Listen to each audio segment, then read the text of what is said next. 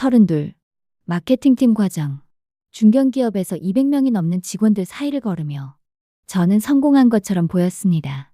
안정적인 직장, 괜찮은 연봉, 존중받는 직급. 하지만 사무실 불빛 아래 홀로 앉아있는 밤, 저는 너무나 외로웠습니다.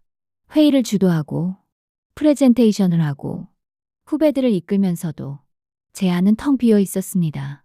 그 공허함을 저는 무엇으로든 채우고 싶었습니다. 그래서 저는 선택했습니다. 한 사람으로는 부족했습니다. 한 사람의 사랑으로는 이 공허함이 채워지지 않았습니다. 그래서 저는 동시에 5명을 사랑하기 시작했습니다. 같은 팀 선배, 따뜻하고 배려심 많은 사람, 힘들면 언제든 말해. 내가 들어줄게. 그의 따뜻함이 필요했습니다. 월요일 점심, 우리는 회사 근처 조용한 식당에서 만났습니다. 손을 잡고 서로를 위로하며 우리만 알자고 속삭였습니다. 그는 제게 안정을 줬습니다. IT 개발팀, 말이 적고 무뚝뚝하지만 제 외로움을 이해하는 사람. 저도 혼자예요. 항상 화요일 저녁, 우리는 회사 뒷골목 카페에서 만났습니다. 긴 침묵 속에서 서로의 손을 잡았습니다. 그는 제게 공감을 줬습니다. 기혼자, 힘이 있는 사람. 집에서는 내가 투명인간이에요. 수요일 밤, 우리는 호텔 라운지에서 만났습니다.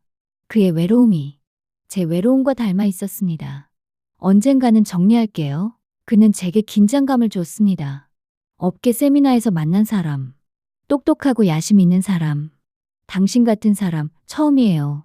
목요일 저녁, 우리는 강남 어딘가의 와인바에서 만났습니다. 그와 함께 있으면 제가 특별한 사람이 된 것 같았습니다. 그는 제게 자극을 줬습니다. 26, 눈빛이 맑고 아직 세상을 믿는 사람. 선영 과장님, 제가 과장님을 지켜드릴게요. 금요일 밤, 우리는 한강 벤치에서 만났습니다. 그는 저를 진심으로 사랑한다고 했고, 저도 그를 사랑한다고 말했습니다. 그는 제게 희망을 줬습니다. 월요일 정우 차장과 점심, 화요일 성민 대리와 저녁, 수요일 이사와 밤, 목요일 경쟁사 과장과 와인, 금요일 준호와 한강, 토요일과 일요일은 5명에게서 온 연락을 정리하는 시간이었습니다. 저는 바쁘게 살았습니다. 저는 채워지는 것 같았습니다. 하지만 사실은 저는 더 공허해지고 있었습니다. 5명과 함께 있어도 저는 혼자였습니다. 여름, 금요일 저녁, 준호와 한강을 걷고 있었습니다. 손을 잡고 웃으며 그때였습니다. 과장님, 정우 차장이 서 있었습니다. 그의 옆에는 성민 대리가 있었습니다. 세상이 멈췄습니다. 이게 무슨... 정우 차장의 목소리가 떨렸습니다. 저는 아무 말도 할 수 없었습니다. 준호가 물었습니다. 선배님, 저분들은 누구세요? 저는 대답할 수 없었습니다. 월요일 아침, 출근하자마자 정우 차장이 저를 회의실로 불렀습니다. 그의 눈은 차가웠습니다. 과장님, 성민이도 만나고 계셨어요? 저는 고개를 숙였습니다. 그리고 또 누가 있죠? 그 질문에 저는 입을 열 수 없었습니다. 점심시간, 복도에서 이사와 마주쳤습니다.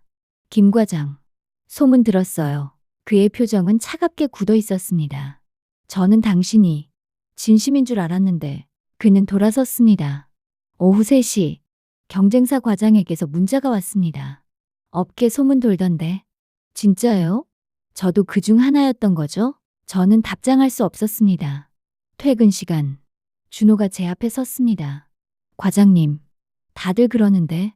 그의 눈에 눈물이 고였습니다. 저 말고 다른 사람들도 있었던 거예요? 저는 고개를 끄덕였습니다. 준호는 비틀거리며 돌아섰습니다. 일주일 후, 정우 차장이 사표를 냈습니다. 같은 공간에 있을 수 없어요. 이틀 후, 성민 대리가 사표를 냈습니다. 말없이 조용히. 그 다음 주, 영업본부 이사가 사표를 냈습니다. 더 이상 이 회사에 있을 면목이 없습니다. 기혼자로서의 죄책감, 조직 내 소문, 모든 게 그를 짓눌렀습니다. 경쟁사 과장은 업계에서 제 소문을 들었습니다. 그는 저에게 마지막 문자를 보냈습니다. 당신 때문에 제 평판도 망가졌어요. 다시는 연락하지 마세요. 4명의 남자가 모두 떠났습니다. 그리고 저도 견딜 수 없었습니다. SCN이 10일 나도 떠난다. 저는 견딜 수 없었습니다. 매일 아침 준호의 눈빛을 마주하는 것, 복도를 걸을 때마다 속삭이는 소리들, 회의실에서, 휴게실에서, 화장실에서조차 제 이야기가 들렸습니다. 5명을 동시에 어떻게 저럴 수가. 한 달 후 저는 사표를 냈습니다. 인사팀장이 물었습니다. 그래도 버티실 수 있지 않나요? 저는 고개를 저었습니다.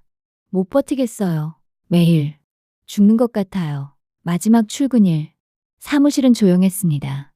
아무도 제게 인사하지 않았습니다. 아무도 제 눈을 마주치지 않았습니다. 짐을 싸고 자리를 정리하고 사원증을 반납했습니다. 그때 준호가 복도 끝에 서 있었습니다. 우리 눈이 마주쳤습니다. 그는 아무 말도 하지 않았습니다. 그저 저를 쳐다볼 뿐이었습니다. 그 눈빛에는 분노도 슬픔도 미련도 없었습니다. 그저 텅 비어 있었습니다. 저는 고개를 숙이고 회사를 나섰습니다. 뒤돌아보지 않았습니다.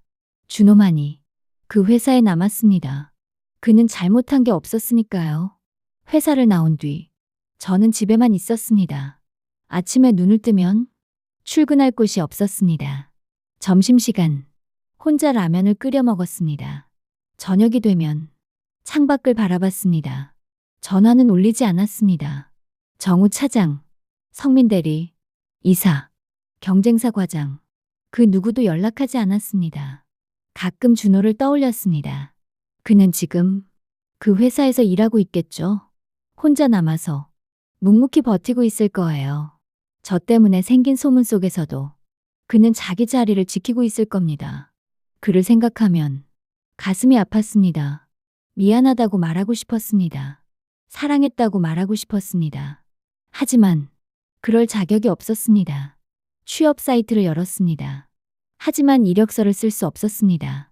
퇴사 사유란에 무엇을 써야 할까요? 동시에 5명을 만나다 들켜서 퇴사했습니다. 라고요? 업계는 좁았습니다. 제 소문은 이미 퍼졌습니다. 누가 저를 뽑겠습니까? 퇴사 3개월 후 카페에서 노트북을 펼쳐놓고 이력서를 고치고 있었습니다. 그때 문이 열렸습니다. 준호였습니다. 우리 눈이 마주쳤습니다. 그는 멈췄습니다. 저도 숨이 멈췄습니다. 3초, 5초, 10초. 그는 고개를 돌렸습니다. 다른 테이블로 걸어갔습니다. 제가 없는 것처럼, 제가 보이지 않는 것처럼 저는 그를 바라봤습니다. 커피를 주문하고 핸드폰을 보고 조용히 앉아있는 그를 말하고 싶었습니다. 미안해. 그때 진심이었어. 정말 너를 사랑했어. 하지만 입이 열리지 않았습니다. 30분 후 준호가 일어났습니다. 카페를 나갔습니다. 끝까지 저를 보지 않았습니다. 그날 밤 저는 깨달았습니다. 나는 그에게서 완전히 지워졌구나. 어느 날 밤 거울 앞에 섰습니다. 거기 서 있는 사람은 제가 아니었습니다. 낯선 사람이었습니다. 저는 깨달았습니다. 내가 그들을 사랑한 게 아니었다는 걸. 5명과 함께 있었지만 저는 한 번도 진심이지 않았습니다.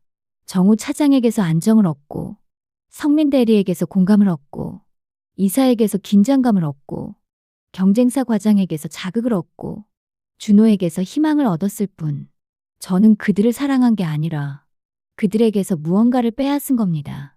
그리고 저는 모든 걸 무너뜨렸습니다. 4명의 남자를, 그들의 커리어를, 그리고 나 자신을. 지금 저는 일자리가 없습니다. 매일 아침 출근할 곳이 없습니다. 이력서를 쓰지만 어디에도 보낼 수 없습니다. 가끔 그 회사 건물 앞을 지나갑니다. 점심시간이면 직원들이 쏟아져 나옵니다. 그 속에 준호가 있을까요? 그는 여전히 그 회사에서 묵묵히 일하고 있겠죠. 저 없이 저녁 혼자 원룸으로 돌아옵니다. 전화는 울리지 않습니다. 문자는 오지 않습니다. 5명과 함께 있을 때보다 지금이 더 외롭습니다. 그때 저는 착각했습니다.